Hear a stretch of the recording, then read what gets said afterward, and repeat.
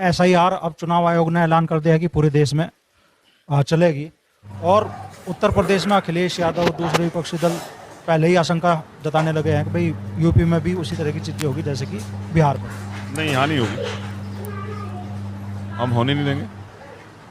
हमारी पूरी नज़र है, हमने वोट रक्षक बनाने शुरू करवा दिए हैं हर गांव में 2।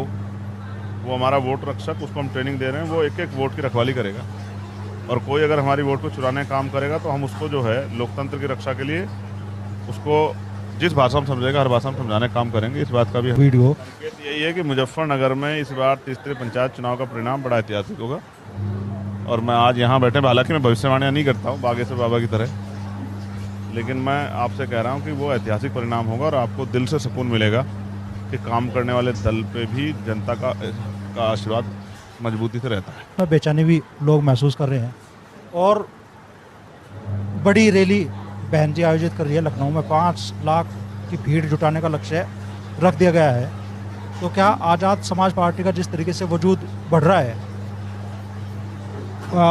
उसकी बेचैनी भी झलक रही है कि फिर से बसपा को उस हिसाब से खड़ा करने की कोशिश की जा रही है?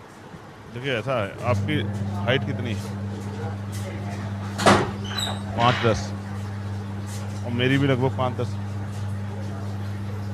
आपकी ऊंचाई आपके साथ है, मेरी ऊंचाई मेरे साथ है, आपके कर्म आपके साथ है, मेरे कर्म मेरे साथ है।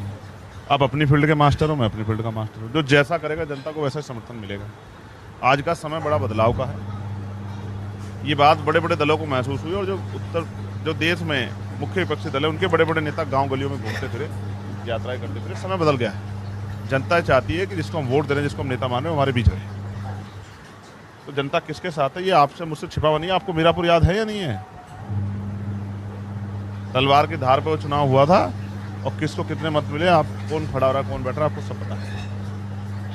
और आपको जहां बैठे नगीना ये भी याद है, और आपको डुमरियागंज का रिजल्ट याद है, और भविष्य में तीसरे पंचायत चुनाव होगा वो भी आपको याद रहेगा। मेरी बात को आप याद रखना। मेरी लड़ाई सत्ता पक्ष से है, विपक्ष के लोगों से मेरी कोई लड़ाई नहीं।